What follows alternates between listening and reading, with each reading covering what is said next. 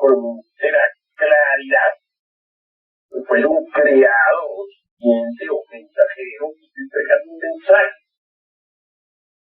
Alguna vez decía, soy un cartero corto, porque estoy entregando el contenido de una carta corta.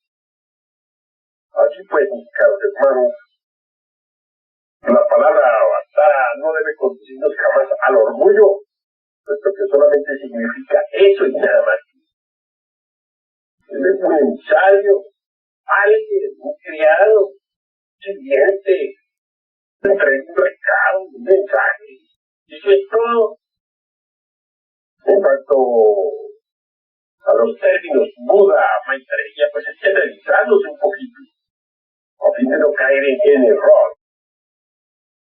Buda íntimo, en sí mismo, es, dijéramos, el real ser interior de cada uno de nosotros. Cuando el íntimo o real ser interno de alguien ha conseguido propiamente su autorrealización íntima, es declarado Buda. El término Maitreya es individual y colectivo. Desde el punto de vista individual, representaría un maestro llamado Maitreya. Pero desde el punto de vista, dijéramos, colectivo, entiéndese por Buda Maitreya, en el sentido más completo de la palabra. Cualquier iniciado que haya logrado, dijéramos, cristificarse, y eso es todo. Le he dicho. Gracias, venerable maestro. Ahora, pasando pues a una derivación de la anterior pregunta, queremos preguntarle ¿en qué consiste ese mensaje que usted ha venido a entregar a la humanidad? Se trata de un mensaje específico para la nueva era del Acuario. Es un mensaje completamente revolucionario, muy diferente a todo lo que se viene enseñado en siglos pasados, y sin embargo indispensable para la nueva edad que en estos momentos se inicia entre el augusto tronar del pensamiento. A diferencia de antiguos ciclos, dijéramos, zodiacales, este ciclo de Acuario nos lleva a muy profunda reflexión. Las escrituras de todos los tiempos nos han hablado de un gran cataclismo que se avecina. Y esto no lo ignoran quienes hayan estudiado a fondo la Biblia. El Génesis de Moisés cita al diluvio universal. El Apocalipsis de San Juan nos habla del agua ardiente, de fuego y azufre, que es la muerte segunda. Es decir, la Biblia se inicia con el agua y concluye con el fuego. El agua y el fuego se debaten mutuamente. La humanidad, pues, cuando no perece por el agua, perece por el fuego. Ya sabemos que la humanidad de los tiempos antiguos pereció por el agua. Una segunda catástrofe transalpiniana cambió totalmente la fisonomía de nuestro globo terrestre. La presente humanidad perecerá por el fuego y los terremotos. Así está escrito. Quien haya investigado alguna vez la doctrina secreta de Anáhuac podrá evidenciar. Muchos de los profetas han hablado sobre lo mismo. Recordemos a Mahoma, recordemos el sermón profético de Yeshua ben Padirá. Jesús de Nazaret. Las profecías de los mayas, etcétera, etcétera, etcétera. No está lejos el cataclismo final. Podemos asegurar que estamos a las puertas, aunque esto parezca increíble. También parecía increíble a los habitantes de la Atlántida que estuviesen a las puertas de la sumersión de aquel continente, cuando el Manu Balbata, que no es otro más que el Noé bíblico, les hablaba de la gran catástrofe que se avecinaba. La gente se reía, decía, de este hombre está loco. En vísperas de la gran tragedia, todos comían, bebían, se divertían, se casaban y se daban en casamiento, como dicen las Sagradas Escrituras, y al otro día eran cadáveres. Así también por estos tiempos, la gente duermen, se divierten, se regeneran cada vez más y más, y dentro de pocos días serán cadáveres. Habrá un fuego que nadie podrá apagar. El día del gran incendio está cerca. Viene una catástrofe espantosa. Los terremotos se intensifican de instante a instante, de momento en momento.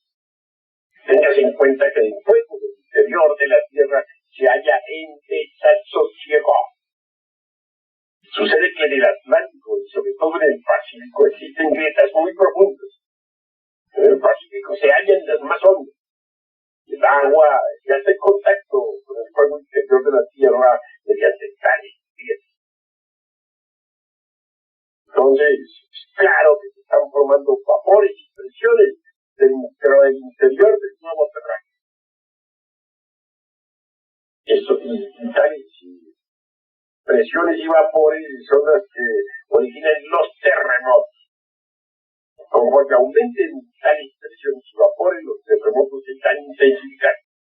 Llegará el día en que nadie podrá vivir en paz, vivir tranquilo. Las ciudades caerán como castillos de naipes, hechas polvo, hechas cisne. Así pues, esa es la cruda realidad de los hechos. Como en los días de Noé, que ya dije, es el mismo Manu Balbata, un pueblo sin ejército de salvación mundial. Escuchó las enseñanzas de aquel Manu Avatara y que fue salvado de las aguas. Pudo abandonar el continente antes de que se sumergiera definitivamente para emigrar al corazón de Asia. Así también, ahora se está formando un ejército. Y es obvio que sobre mí pesa la mayor responsabilidad. En su momento y en su hora y en su día indicado, habrá un nuevo ejército. Este pueblo, este ejército de salvación mundial de la raza alta, estará formado por los electos, por los distinguidos, por aquellos que tienen querido escuchar el mensaje que estamos entregando a la humanidad. Y es obvio que tal pueblo, que tal ejército será salvado secretamente. Ese es exactamente el objetivo de mi labor. Esa es exactamente la visión que se nos ha encomendado. Escuchar el mensaje y lo expuesto más indicado para aquellos que quieran ser salvos. Venerable maestro, ese mensaje suyo, pues se dice que es un real cuerpo de doctrina. Es lógico que por ser una enseñanza tan completa, pues encierra en todas sus partes un cuerpo de doctrina. Ese cuerpo de doctrina viene siendo el mismo de Moisés, el mismo de Jesús, o hay alguna diferencia. Nos pudiera explicar, maestro, ¿en qué consiste ese cuerpo de doctrina?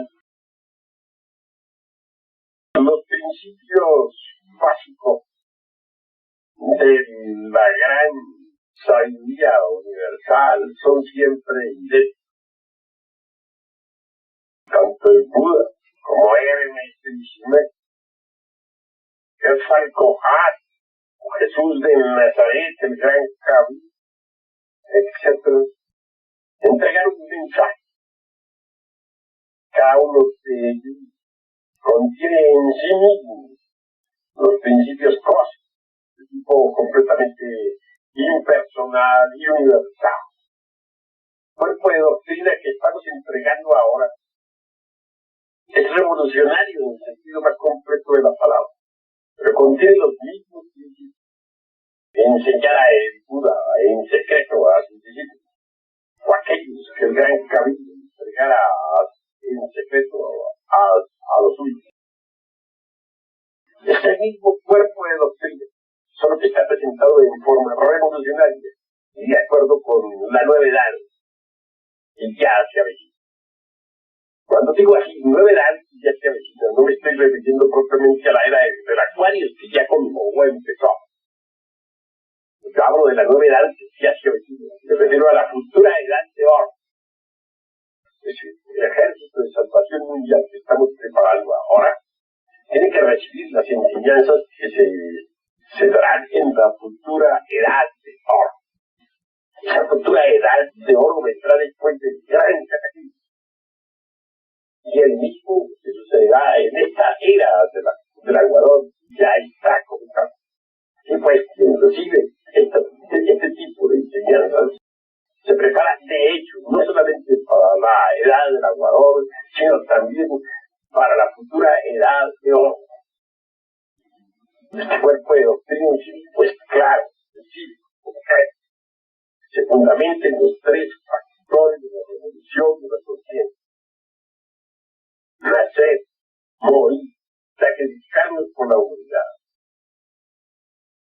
Debidamente entendido, es claro que hay que nacer, es decir, llegar al nacimiento seguro. Morir es necesario eliminar todo el veneno que llevamos dentro, a fin de que la esencia del espíritu quede en nosotros puro, perfecto, inmaculado. Sacrificarnos por la humanidad, eso es amor, en la práctica. Estar siempre pues, a dar hasta la última gota de sangre por nuestros semejantes. Así pues, el cuerpo de doctrina se fundamenta en los tres factores de la revolución de la conciencia. Hemos estado dando una serie de enseñanzas claras, precisas, debidamente ordenadas en forma didáctica y dialéctica para la nueva era. En principio, hemos enseñado el fin, está constituido por obras tales como el matrimonio perfecto, la revolución de Bell, Rosa Ígnea, catecismo gnóstico, conciencia de Cristo, apuntes secretos de un gurú, más allá de la muerte, mirando el misterio, etcétera, etcétera, etcétera. Libros de enseñanza media o superior son precisamente aquellos que están condensados en los mensajes de Navidad de cada año. Y habrá una enseñanza de tipo muy superior, muy elevado, se comenzará a dar dentro de unos cuantos años. Así pues, toda la enseñanza se divide en tres aspectos: kinder, media y superior. Esto corresponde a los tres grados de la masonería oculta: aprendices, compañeros y maestros. También sabemos que existen adeptos aprendices, adeptos compañeros y adeptos adeptos. Son siempre tres grados fundamentales. Los misterios los han tenido y nosotros también los tenemos en la forma de impartir la enseñanza. En nuestros estudios, en nuestra organización, tenemos cámaras para principiantes, es decir, primera cámara, tenemos una segunda cámara y tenemos una tercera, como quien dice, aprendices, compañeros y maestros. Esta en forma simbólica, porque claro que no quiero decir con esto que los hermanos que están en tercera cámara sean todos maestros, ¿no? Pues, no. pero en forma que está organizado todo de acuerdo con ese orden. Y pues, mis queridos hermanos, la enseñanza que estamos dando se desarrolla de forma completa, correcta, a fin de que todos puedan asimilar. El objetivo, pues, es que nuestros hermanos, nuestros discípulos, nuestros estudiantes, aquellos que están hollando la senda que conduce a la liberación final, quienes están formando el ejército de salvación mundial, no solamente estudien nuestros libros, no, eso no es suficiente, se necesita algo más, se necesita que mediten en ellos, que comprendan cada palabra, cada frase. Y por último, es necesario que vivan, que puedan autorrealizarse mediante el cuerpo de doctrina. Y a esto va precisamente el cuerpo de doctrina, a servir de instrumento, a servir de indicación para la autorrealización. Venerable maestro, usted nos hablaba ahora de que me dio a entender de que a usted le toca hacer el mismo papel de Noé. Sin embargo, y en las religiones enseñan de que Noé salvó a su pueblo en un arca de madera, que duró 1 año construyéndola, y que echó una pareja de cada sexo al arca, y que a los 40 días desembarcó toda esa cantidad de animales y gente. ¿Usted me pudiera decir si realmente esa arca es de madera o es simbólico o las religiones no le han explicado suficientemente? El arca de la alianza es completamente simbólico. Sería absolutamente absurdo suponer que haya existido un arca de madera donde hubieran cabido una pareja de cada una de las especies animales que pueblan el mundo. Tengas en cuenta también que en la época aquella de la trans existían gigantescos reptiles voladores, enormes mamuts, grandes y gigantescos dinosaurios, etcétera, etcétera, etcétera, que no hubieran cabido de ninguna manera en una pobre arca de madera construida por el viejo Noé. Es obvio que con un solo animalito de esos bien pesados hubiera tenido tal arca para irse a Cristo. Además, tengas en cuenta que según la leyenda ahí debería haber ido también toda su familia. Ni un transatlántico moderno, pago con los mejores maquinarios, etcétera, y instrumentos técnicos, hubiera podido transportar una pareja de cada una de las criaturas que forman la faz de la tierra. Así pues, seamos claros, comprensivos en todo esto. Esa arca es completamente simbólica y estuvo en el Sanctum Sanctorum del Templo de Salomón. Saber comprender lo que estamos hablando. La arca de la ciencia, indudablemente, es lo que se quiere citar en el Biblia. La arca de la ciencia estuvo, repito, también representada en forma de miniatura simbólica o alegórica en el Sanctum Sanctorum del Templo de Salomón. Se dice que 2 querubines habían de lado y lado del arca, se tocaban con las puntas de sus alas y se hallaban en la actitud del hombre y de la mujer durante la copa. Cuando los soldados de Nabucodonosor, rey, entraron al Sanctum Sanctorum, exclamaron: "Este es el Dios que vosotros los judíos tanto preconizabais, y de cuyas virtudes os sentíais orgullosos". Y es que claro, ¿qué iban a entender entonces los profanos y profanadores? Dentro del arca estaba el libro de la ley, o sea, en las tablas de la ley, la vara de Aarón, que significa el falos, el principio viril, sexual, masculino, la copa o gogor, por la cual estaba contenido la semilla o el maná del desierto. Esta copa o gogor no es más que el útero, el yoni femenino. El arca de la alianza, pues, el arca de Noé, no es otra cosa sino el arca de la ciencia. Inevitablemente no podría ser entendido tal en él si no conociéramos precisamente el arcano AZE, el gran arcano.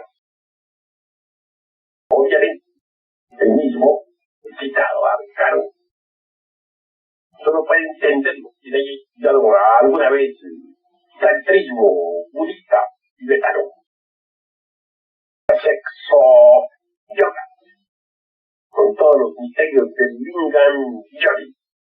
¿Y qué es esto? ¿Entendido? Sí, venerable maestro. Otra cosa que sería bueno que nos aclarara es algo que flota sobre la creencia de toda la gente religiosa, lo cual esperan en un futuro. Es aquella parte que dice el Maestro Jesús o alguien dice en las Sagradas Escrituras que vendrá sobre las nubes el Hijo del Hombre.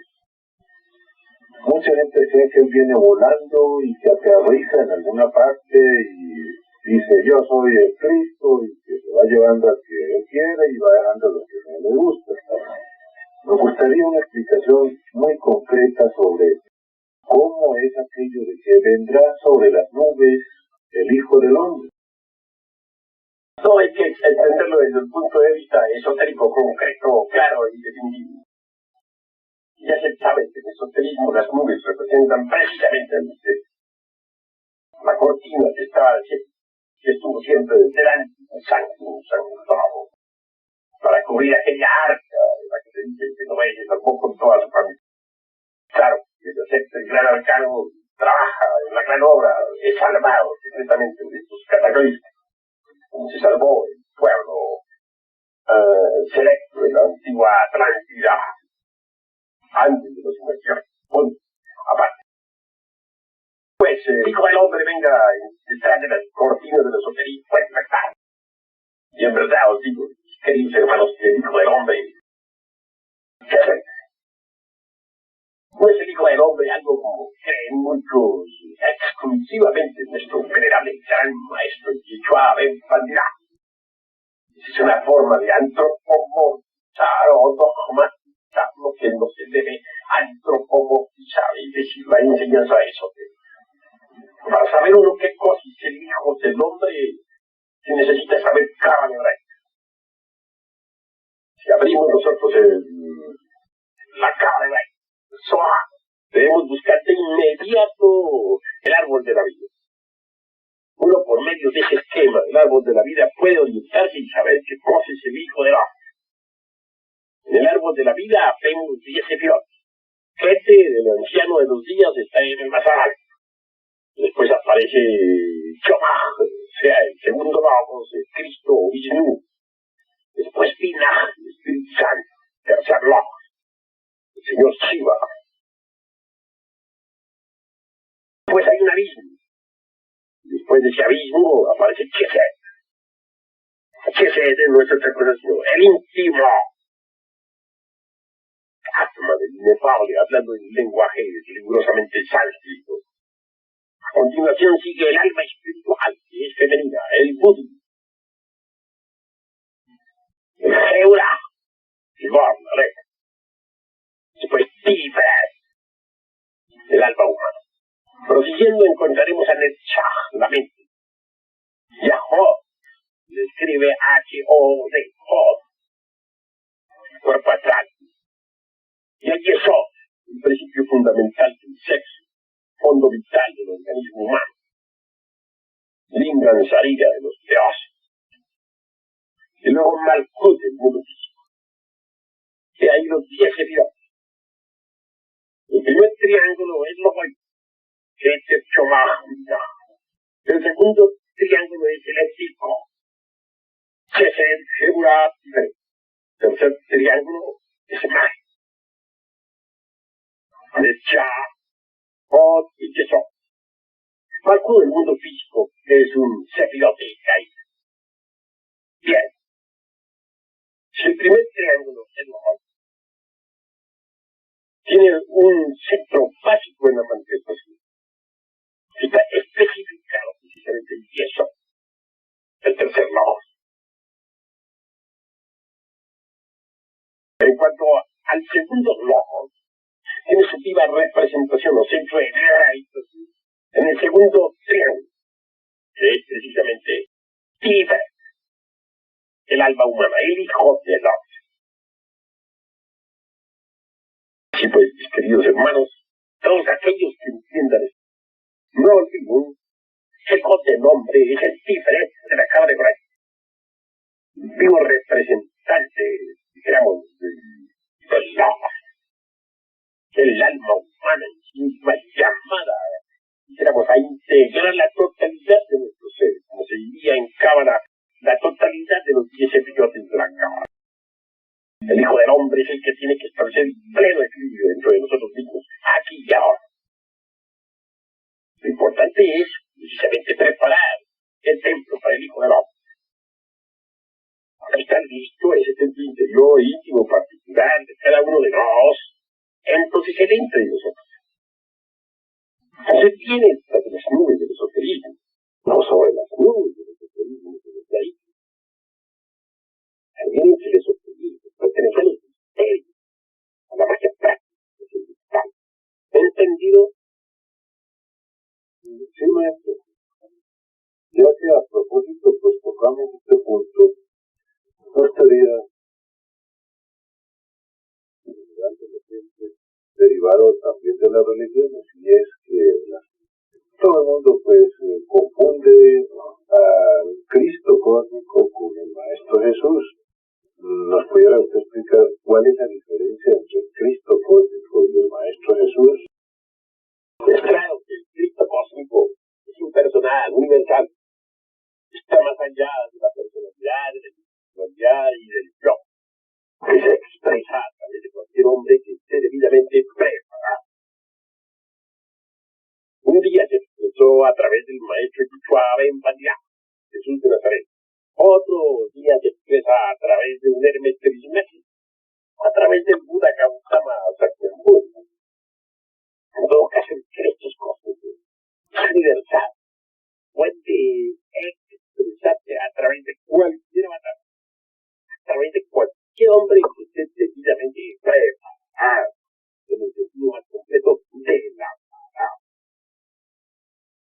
Maestro, usted en alguna ocasión escribió que para que la mujer pudiera autorrealizarse totalmente, tendría que cambiar de cuerpo por un cuerpo masculino. Pero ahora usted nos dice que la mujer tiene los mismos derechos, tanto físicos como espirituales, a heredar pues la sabiduría y la inmortalidad exactamente igual al hombre. ¿Me pudiera explicar este aspecto, maestro? Ciertamente en el pasado pensábamos que para que la mujer pudiera autorrealizarse había de tomar cuerpo masculino. Nos basábamos en el hecho de que Jesús de Nazaret no era mujer, ni el Buda Gautama Sakyamuni tampoco, ni Hermes Trismegistus, ni Quetzalcóatl. Pero al encontrarnos ahora entre grupos más selectos de la humanidad, me refiero al grupo secreto, o a los lectores formados por los lectores de este mundo, puntos que hacen, o como lo diéramos. Es claro que hemos cambiado de vida. Y no se trata simplemente de opinión, en el sentido de que se entiende por emisión de un concepto con respecto a que otro pueda ser el verdadero. No. He estado personalmente con un grupo muy selecto. He estado en contacto directo con los hermanos de la orden superior. He estado entre ese grupo, gente de carne y hueso, como lo son, pero importantes. Allí encontré a varias damas adeptas, cuyos cuerpos datan de hace 1000 o millones de años atrás. Una de ellas me sorprendió por su juventud extraordinaria. Es de una edad indescifrable. Se trata de damas resucitas. Sus cuerpos de estos inmortales no se sabe de qué edad son. todo caso son maestros de perfección que resucitaron de sus muertos, que tienen el límite de larga vida, que poseen la medicina universal, que saben transmutar el todo en oro y que gobiernan a la naturaleza entera. Son los rectores de este mundo. Y repito, entre ellos encontré a varias damas adeptas, resurrectos de tal. Por tal motivo, hube de verme la necesidad de tener que rectificar. Las mujeres alcanzan también de conquistar. Tienen los mismos derechos que el hombre. Pueden resucitar desde los muertos. Criticadas en forma absoluta, completa. Y claro, si leemos nosotros cuidadosamente el Génesis, encontraremos la palabra Elohim. Pero me refiero a la Biblia hebraica, no a estas Biblias de ahora que están adulteradas y arregladas de acuerdo con los intereses de ciertas sectas. No, miremos la Biblia hebraica original. A Dios se le cita con la palabra Elohim. Ahora, Elohim es una palabra que se escribe con H, Elohim, que se pronuncia Elohim, porque la H suena como J, y significa diosas y dioses. Si a una religión se le quitan las diosas, tal religión ha quedado colocada entonces a mitad del ateísmo. Una religión sin diosas es mitad ateísmo. Porque si a Dios le quitan la mitad, pues ¿no? ¿Qué hacen en la mitad? Y si Dios es diosa también, le quitamos la parte femenina, queda la mitad, la masculina nada más. Pero esa religión, una religión así, se ha colocado de hecho a mitad del ateísmo materialista. Elohim significa diosas y dioses. Se refiere al ejército de Rabó. Es una palabra femenina con un plural masculino. Ese es el verbo que nos habla San Juan. Así pues, Dios es masculino y Dios es femenino a la vez. Por tal motivo, las mujeres tienen los mismos derechos que los hombres. Y si los hombres resucitan de sus muertos, como así es y me consta, porque lo he visto, oído, tocado y palpado, también las mujeres tienen el mismo derecho a la resurrección. Ha llegado la hora en que las mujeres comprendan que pueden llegar a la perfección total si así lo quieren. Lo que sucede es que en el pasado muchos hombres subestimaron a las mujeres. Hicieron quitarle siempre sus derechos, humillarles. Pero ha llegado la hora en que la mujer se supere con esos falsos conceptos y ocupe de hecho el mundo y la sociedad el puesto que realmente le corresponde. Eso es todo. Bueno, venerable maestro, nosotros como discípulos de la divina gnosis, es lógico que aceptamos sin lugar a ninguna duda todas y cada una de las partes del cuerpo doctrina que usted nos ha enseñado, porque la hemos experimentado ya y sabemos que fuera de ahí no hay nada. Pero la gente que fuera de gente religiosas y no religiosas, y todos aquellos inquietos que buscan algo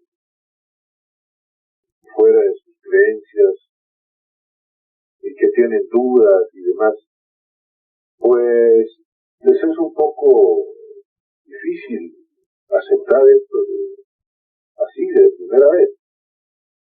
Yo le pregunto, maestro, ¿usted en qué se basa y qué razones o motivos tiene para asegurar estas cosas que dice? ¿Y por qué la humanidad tiene que creerle a usted precisamente lo que usted enseña? Bueno, realmente gusto haré respuesta a todo. Lo que estoy diciendo se basa en la experiencia directa. Este cuerpo de doctrina no es puramente teórico. Se trata de algo práctico, de algo que cualquiera puede denunciar por sí mismo. Lo que cualquiera puede verificar de forma precisa. Es claro que quisiéramos llegar a experimentar esto que nosotros estamos diciendo. Se ve ante todo desde Muchos podrían objetar es lo grave, porque cuando uno cree que está despierto, no se esfuerza en despertar. Aunque ustedes no lo creen, alrededor de nosotros se siguen sucediendo los mismos fenómenos mágicos de los tiempos antiguos. Quien haya leído Las Mil y una Noche no podrá dejar de comprender. Tal libro aparentemente fantástico, pero en el fondo tremendamente verdadero, que habla de fenómenos mágicos que existieron en la memoria, en la Atlántida, en las épocas hiperbóreas, horas. Generalmente la gente se inclinan a creer que los fenómenos mágicos pertenecen a un pasado,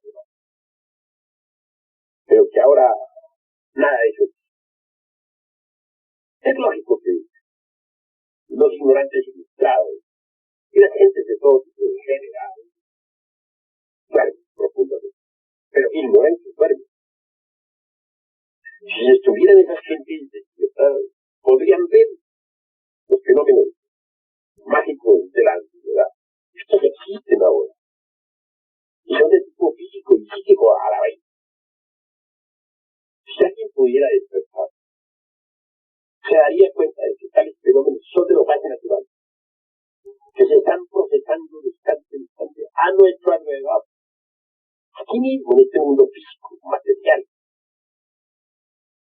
Son que aquí llegará a sorprender tales fenómenos. A ver, ¿no? Si no estuviera debidamente preparado, podría hasta perder la vida, porque ciertas fuerzas elementales de la naturaleza cuidan de tales cosas. Sin embargo, si es necesario despertar,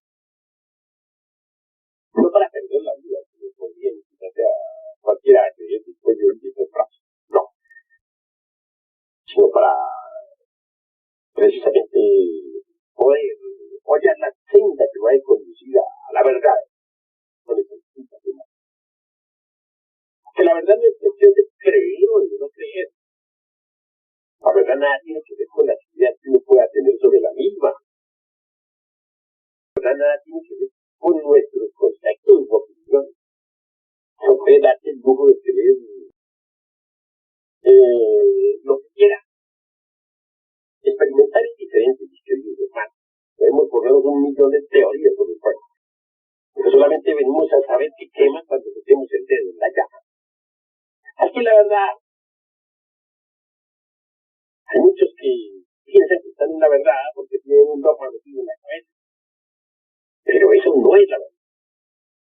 Hay muchos que creen que están en la verdad porque se han metido tal o cual libro sagrado de pasta a pasta. Pero eso no es la verdad. Repito, la verdad no es cuestión de cuál. Lo que uno crea o deje de creer. Se trata de experimentar. Si tiene que a conocer la verdad, se hará libre. Así lo dijo el gran maestro día a día.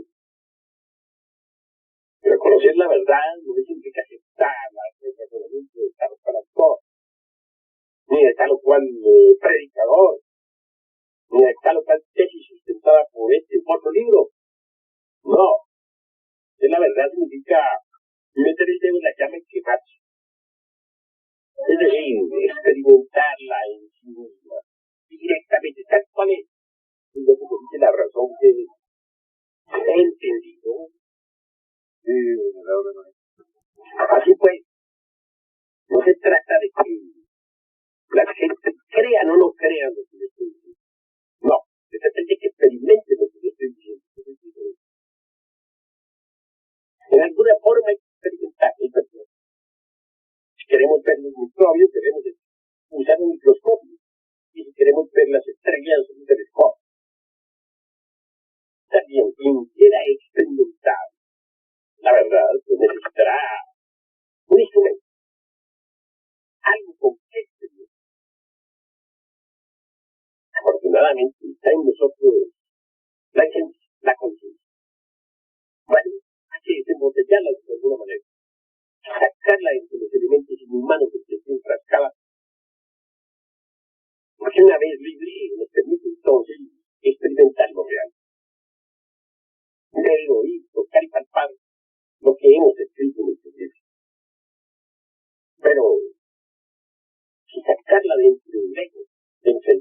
el mí mismo, dentro del fin, este yo, que muchos consideran vivo, realmente es una casa, una botella.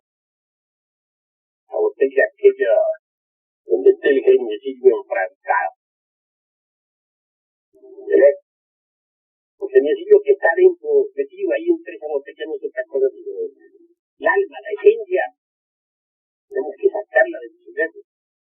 Para que esa esencia libre pueda experimentar la verdad. Pueda ver, oír, tocar y palpar lo que cada una de sus obras se explica. Hay que destruir, pues, el ego. Si no se destruye el ego, ¿cómo podría libertarse el alma, la esencia? Desintegrar el ego. A muchos les parecerá molestoso esto. Más aún, quienes adoran al ego no tienen ganas de desintegrarlo, ¿verdad? Hay muchos egoístas en el mundo. Gente equivocada que están creyendo que el ego es Dios dentro de ellos. Esas pobres gente va por el camino de la verdad. Si esas gente se tomarán la molestia de autoexplorarse a sí mismos, descubrirían lo que es el ego. A ayuda de que hagan uno más un conjunto de agregados psíquicos inhumanos.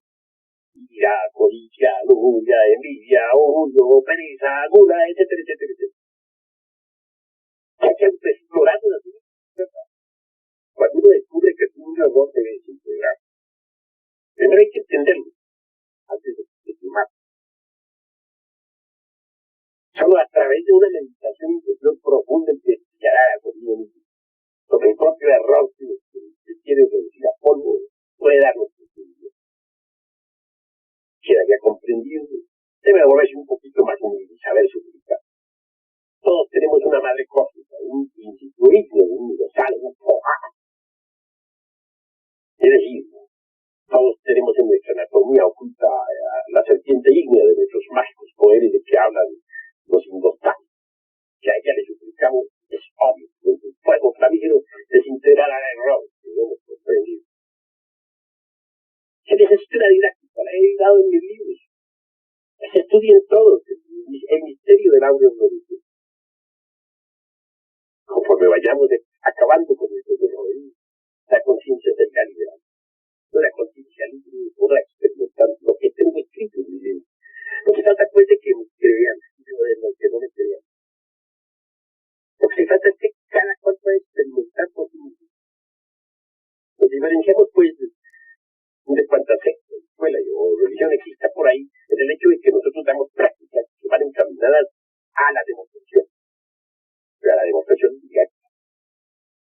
No queremos conejillos de indios, ni tampoco vamos a servirles de conejillo de laboratorio a nadie.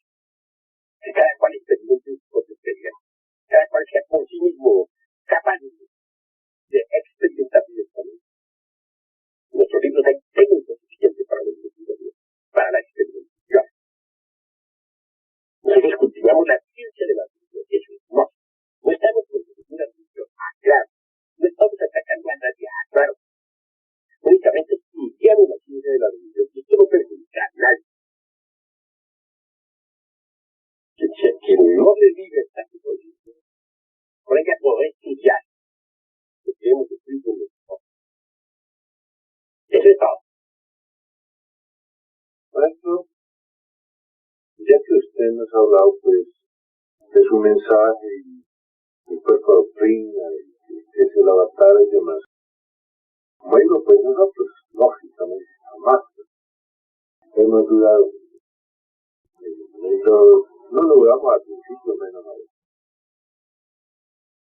Sin embargo, hay mucha gente de otras sectas que tienen su avatar. Hay algunos que dicen que ellos son el avatar de Acuario. Por ejemplo, conocimos por allá en Venezuela a una secta de un señor Laferría que esa era el avatar. Creo que él pues desencarnó. Esto, ¿cómo nos pudiera explicar usted pues de que haya gente que afirmen algo sin tener la manera exacta de comprobarlo más? El día de la quema se verá el humo. Recuerden ustedes que también muchos profetas aparecieron en la época de Jesús. Todos se decían a sí mismos avataras de Piscis. Pero solo uno triunfó, que fue Jesús de Nazaret, el Cristo. Muchos profetas, muchos mesías habían en las épocas aquellas de la Atlántida. Así mismo se consideraban avataras y se hacían adorar como tal. Pero solo uno salió triunfante de entre las aguas universales. Ese, el único, hermano Paipayipata, llevó a su pueblo hasta las mesetas centrales a través del terremoto y de los gobiernos. También hizo de sus hermanos, muchos por estos tiempos, con la decisión de ir a matar. Pero los hechos hablarán por sí. Se sabrá quién es el avatar. El día del gran incendio, el que sea capaz de sacar a su pueblo del fuego y los llamas, el evento crucial y decisivo del fin de la batalla, ese es el avatar. Los hechos hablarán, serán los hechos. El árbol se conoce por su fruto. Tal es fruto, tal árbol. En todo caso, aquí estamos en el capítulo. Soy el avatar que torcea mucho. Y que se prepare nuestro gran ejército. Eso es todo. Por eso digo tal. Maestro, otra pregunta que nos parece muy interesante y más que todo importante es el hecho de que la Biblia es un solo libro con una sola enseñanza, con un solo cuerpo de doctrina. Sin embargo, ha dado margen para que de la misma Biblia salgan cantidad de religiones, de sectas, para que todas sean distintas y sin embargo se apoyen en la misma Biblia. O sea, que cada cual la interpreta pues a su manera y como a bien quiere. ¿Usted qué opina sobre este aspecto o qué puede enseñar a la humanidad usted con relación a la Biblia, maestro? Bueno, la Biblia es el cuerpo de la doctrina. El Talmud, el alma de la doctrina, la teología, el alma nacional judía. Pero el espíritu de la doctrina está en el Zohar, en la Cábala judía. Estos tres libros, en general, se complementan entre sí. La Biblia en sí misma es escrita en clave. Y solo podría entenderse con el espíritu de la doctrina, que está en la Cábala. Después en la Cábala judía donde se hallan las claves para interpretar la Biblia. Sin la Cábala judía no es posible interpretar correctamente la Biblia. Sin embargo, hay gente empírica que quieren interpretar la Biblia con la Biblia misma y lo hacen sencillamente por ignorancia, porque ignoran de que la Biblia está escrita en clave. Hay quienes compartirán versículo con versículo para dar interpretación, capítulo con capítulo, etcétera, etcétera. Pero todas esas son formas de la ignorancia, que es el empirismo absurdo. La Biblia en sí misma es sagrada, pero hay que conocer las claves que permiten su interpretación. Y las claves repito, están en la Cábala judía. Son tres buenos libros que los judíos han hecho conocer. Y todos los libros forman la doctrina. Biblia, Talmud y Cábala judía. El Zohar. Pero prueba de que la gente no entiende la doctrina es que hay miles de sectas fundamentadas en la Biblia. Muchas veces de un solo versículo sale una secta. Y se están multiplicando tanto las sectas. Y llegarán bien que habrán tantos sectas cuantos versículos hay en el Nuevo Testamento. El hecho mismo es que no se pongan de acuerdo las sectas. De cada una interpreta en forma diferente. De que no lleguen a conclusiones iguales. Pues está indicando que están confundidos todos. Pues si ya no estuvieran confundidos, no habría más que una sola secta, una sola religión. Cuando son muchos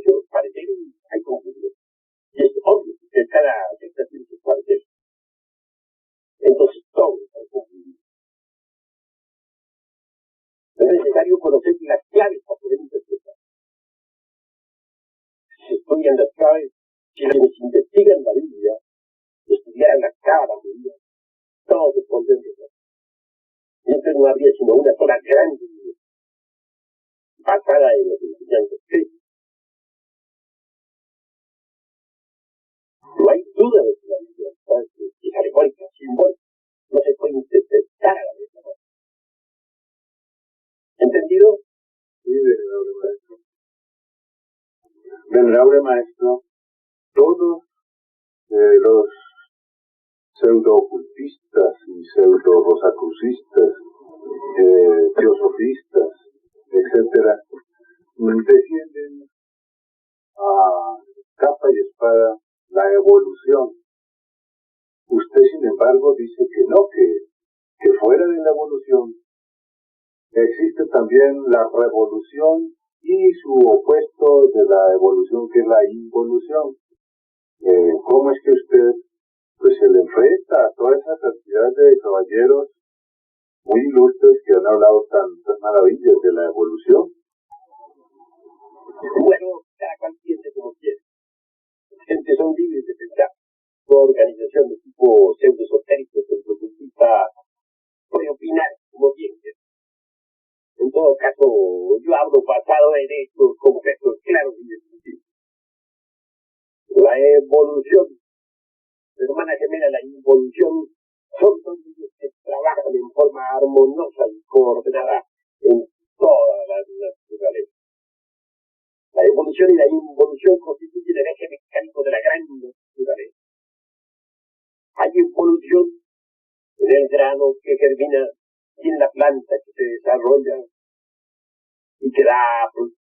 Hay involución en la planta que entra en el periodo de caducidad, de generación y muerte.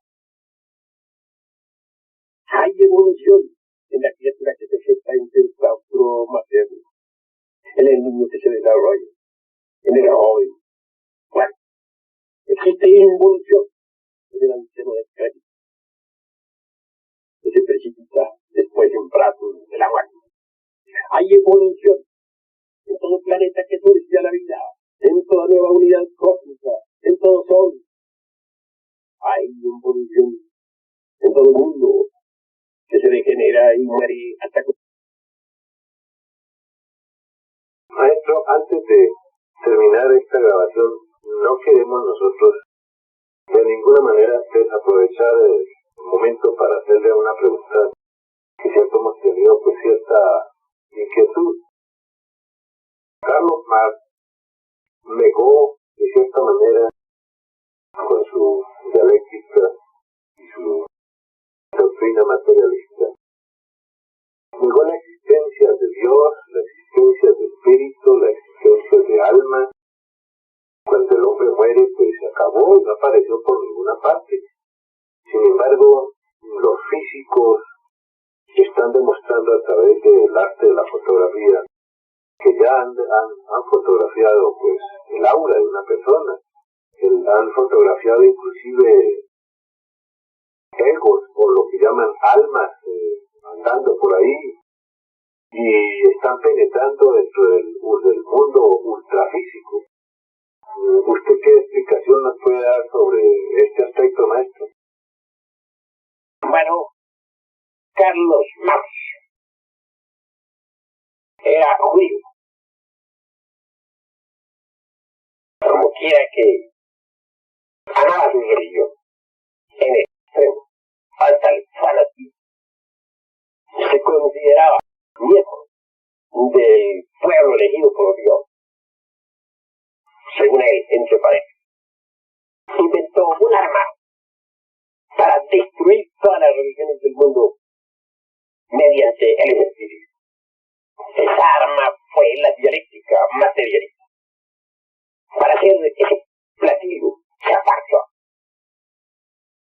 Le quitó a la dialéctica de Hegel sus principios metafísicos y así pudo elaborar su sofisma, o mejor dijéramos, toda esa serie de sofismas que constituyen su dialéctica materialista. Obviamente, por ella ha destruido muchas sectas. Sin embargo, tan solo está bien. El objetivo de Carlos Marx va más lejos. Es acabar con toda la religión. Los principios de esta tesis que estoy exponiendo pueden leerlos ustedes en una obra que titula Los protocolos de los sabios de Sion. Allí exclaman los secuaces de la religión: no importa que nos toque llenar el mundo de materialismo y de repugnante ateísmo. El día en que nosotros triunfemos, enseñaremos la religión de Moisés debidamente codificada y en forma dialéctica, y no permitiremos en el mundo ninguna otra religión. Carlos Marx no hizo realmente sino cumplir con los protocolos de los sabios de Dios. Él no era materialista. El primer enemigo del materialismo dialéctico fue Carlos Marx. Porque todavía recordamos la primera internacional, cuando poniéndose de pie ante los trabajadores dijo: señores, yo no soy marxista. Asombrados todos le dijeron: pero ¿cómo es posible? Si usted es nuestro maestro, ¿cómo no va a ser marxista? Y por 3 veces respondió: no soy marxista, no soy marxista. Debido a esto, vino la división de los líderes trabajadores. Entonces nació el mencheviquismo, bolcheviquismo, anarquismo, anarcosindicalismo, etcétera, etcétera, etcétera. Es decir, se dividieron en múltiples sectas políticas. Cuando Carlos Marx murió, se le rindieron honras fúnebres religiosas de gran valor. Porque este hombre jamás fue materialista. Fue un cura o un sacerdote, para ser más claro, de tipo judío. No estoy atacando la religión judía ni a los judíos, que no se nos confundan, porque nosotros no somos secuaces de Hitler para atacar a los enemigos. Únicamente estoy aclarando cuestiones religiosas. En el Chile, la idea de que la religión judía es la única que está llamada a imponerse mundialmente, que toda otra religión resulta innecesaria. Allá es, cada cual es libre de pensar como quiera. Lo que sí no está bien es que se hubiese inventado una raza para combatir a las otras religiones. Curioso resulta que en la URSS todas las religiones se han perseguido, menos una, la judía. Esa trabaja libremente. Dentro de la sinagoga se reúnen los devotos de la religión de Moisés para estudiar el Zohar, el Talmud, la Biblia, etcétera, etcétera. Fuera de sus religiones, ellos mismos, siendo vistos y sinceros, se hacen tragar al pueblo dialéctico materialista. Porque dicen, los gentiles no tienen derecho a tener ninguna religión. Son bestias de carga que Dios ha puesto para nuestro servicio. Así pues, no quiero con esto, repito, atacar a los judíos. En cuestión de religiones hay muchos fanatismos. Un fanatismo más o un fanatismo religioso menos, eso es muy común en el mundo. Estoy únicamente aclarando cuestiones religiosas. Tampoco estoy diciendo que los judíos sean perversos, ni nada por el estilo. Hay millones de hombres y mujeres que trabajan, que ganan la vida con el sudor de su frente. Niños, ancianos que merecen nuestra consideración. Jamás seríamos nosotros consejeros, émulos de Hitler. Nunca caeríamos en el error hitleriano de perseguir a los pagos. Pero hay líderes fanáticos en el campo religioso. Y de eso no tiene la culpa el pueblo judío. Carlos Marx fue un sacerdote, es verdad. El arma que inventó, la inventó con un solo propósito: acabar con las otras religiones. Así pues, la dialéctica materialista solamente puede engañar a los tontos, a los ingenuos, los que de verdad no conozcan la ciencia de la religión, que es la gnosis. Es esto. La ciencia de la religión va muy lejos. Tenemos métodos y sistemas de investigación que nos permiten comprobar los grandes misterios de la vida y de la muerte. Muchos experimentos se han hecho en el campo de la metafísica. Se han tomado fotografías, por ejemplo, de fractales. Hay miles de documentos sobre cuestiones psíquicas. En la Sociedad, por ejemplo, de Investigaciones Psíquicas del Hombre, existen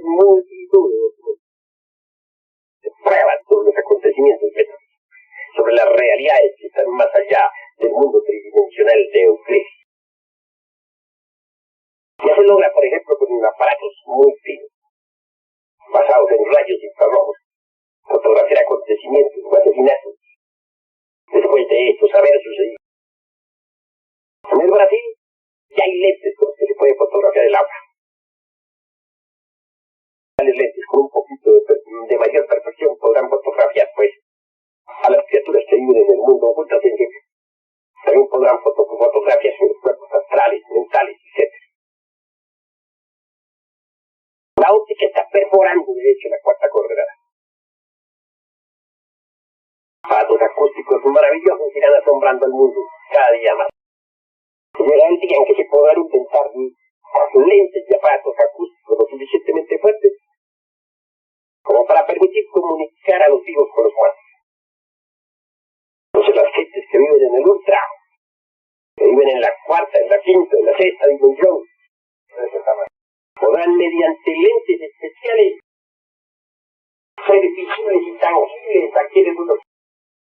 Sus voces podrán ser escuchadas por los gentes del mundo tridimensional, del mundo T. Cuando eso sea, cuando avance un poquito más la óptica, la acústica, será fácil establecer una intercomunicación entre los mundos. Los vivos y los muertos podrán platicar entre ellos. Y esto no demora mucho, porque ya se está perforando la cuarta dimensión con lentes muy difíciles.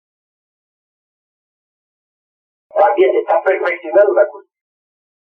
Y si un día es cierto, se podrá escuchar perfectamente el sonido de los micrófonos y descubrir hasta sus modos de comunicación entre ellos. También es cierto que se podrá escuchar los sonidos del ultra y el voz que tiene que encarnar. Por último, se podrán perfectamente juntar lentes ultrasensibles y aparatos especiales de audición también hipersensibles para platicar con la gente de otros mundos. Esa es la cruda realidad de los hechos. Entonces se verá que el universo todo está formado por distintas dimensiones naturales que se compenetran mutuamente y se confunden. El mundo tridimensional de Euclides no es todo. Más allá de este mundo tridimensional de Euclides existe la cuarta coordenada, que es el tiempo, y mucho más allá de esta cuarta coordenada hay una quinta coordenada, formada por el mundo molecular, y una sexta formada por algo que está más allá, dijéramos, del mundo del tiempo, de la eternidad. Y por último, la dimensión cero del conocimiento.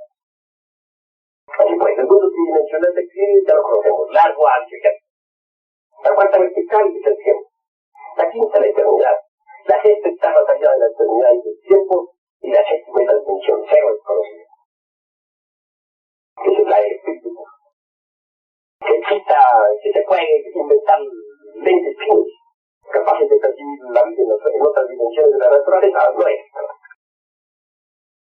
Mucho se ha descubierto ya con el mesón K. Este se comporta fuera de la ley de la pareamiento. Se ve perfectamente que está, dijéramos, interferido por leyes de un universo paralelo. Y es cierto, la existencia de los universos paralelos está demostrada. En la cuarta vertical está el universo paralelo de la quinta. Hay un universo paralelo acá. Y en la quinta otro, y en la sexta otro, y en la séptima otro, etcétera, etcétera, etcétera. Estamos entrando en un terreno de experimentos científicos trascendentales. La óptica avanza, la acústica avanza, y la comunicación entre gentes de distintas dimensiones será un hecho concreto dentro de muy poco tiempo. Entonces se hará desenmascarado públicamente Carlos Marx. Y los fanáticos ignorantes de la religión del Dios material serán avergonzados ante el veredicto solemne de la conciencia pública. Todavía acordamos ya aquellas palabras escritas por Carlos Marx en una revista de París durante su tiempo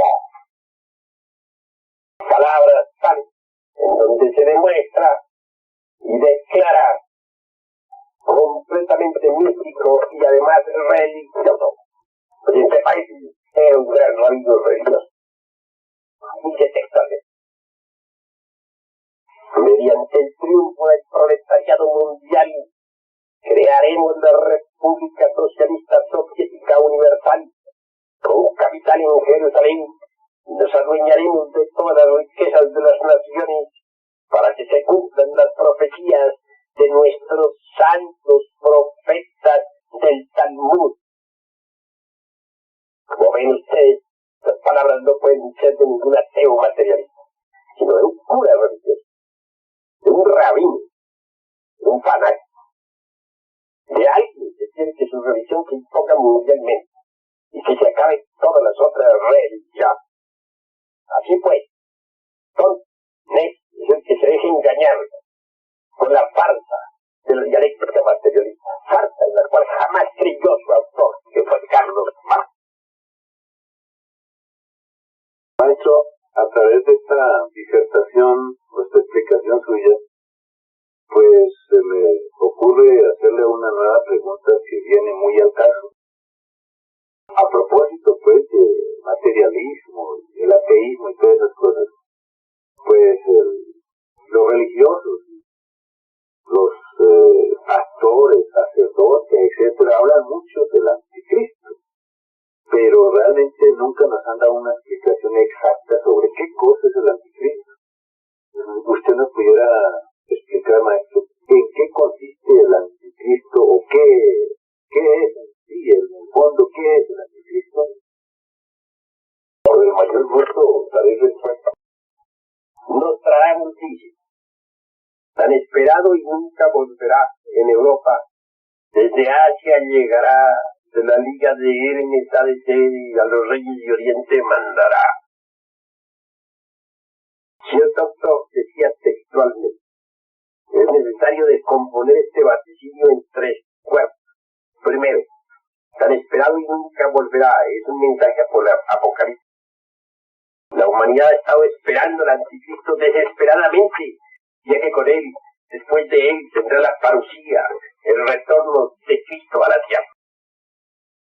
Ese mismo autor continúa diciendo: ya signifiquen estas palabras que las fuerzas del mal desaparecerán y se abrirá para la humanidad una nueva era sin la presencia maligna. Además, este verso está curiosamente calcado del capítulo 17-18 del Apocalipsis, donde dice: y la bestia que veo era y no es. Continúa el autor diciendo: de la liga de Hermes ha de ser. Si el anticristo es encarnación satánica, debe ser hombre de inmenso poder, ya que del Apocalipsis se desprende que se divinizará, es decir, que llegará a tener poderes casi divinos. Pues, aunque tenga en sus manos las posibilidades de Satanás, el anticristo será un hombre con todas sus limitaciones. ¿Qué se sabe de él? Que ha nacido y que vendrá con su inmenso poder a asumir el papel destructor máximo. El papel de destructor máximo. ¿Dónde ha nacido? En Asia, probablemente en Asia Central. ¿Qué hará hasta los 18 años en que inicie su vida pública? Nostradamus nos lo dice: estará en un centro hermético perfeccionando su poder innato. Hermetismo, dice Nostradamus, liga del gran Hermes. Se trata aquí de Hermes Trismegisto, del Hermes de los misterios egipcios, creador, según la tradición, de la ciencia secreta. Las teorías esotéricas consideran que Hermes Trismegisto fue el ser humano que se acercó más a la divinidad y solo fue superado por Cristo, que logró el paso total, porque si bien era hombre, era persona divina.